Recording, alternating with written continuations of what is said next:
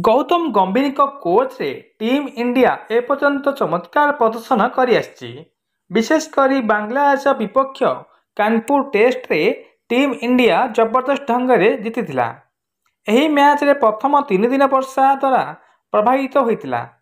यापर शेष 2 दिन रे संपूर्ण खेल अनुष्ठित होता एवं यह सत्वे टीम इंडिया यही मैच जीति यही विजय पर अनेक लोक गौतम गंभीर कोचिंग को एवं तांको चिंताधारा को प्रशंसा करथिले, किंतु भारतीय क्रिकेट दलर पूर्वतन क्रिकेटर सुनील गाभास्कर सेही लोकों को भर्त्सना करिसेंती।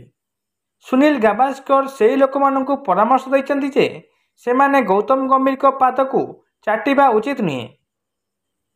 निकटरे सुनील गाभास्कर एक स्तंभ लिखिचंती।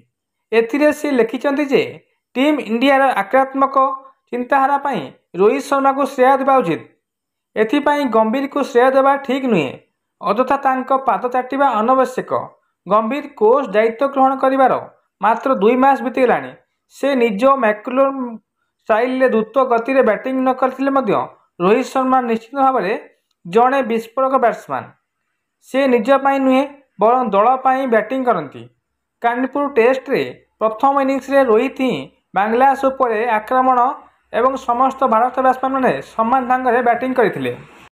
सुनील गाभास्कर मध्य तांको स्तंभ रे लिखिचंती कानपुर टेस्ट रे विजय सह टीम इंडिया विश्व टेस्ट चैंपियनशिप फाइनल रे पहुंचा पाई आवश्यक पॉइंट पाइछि।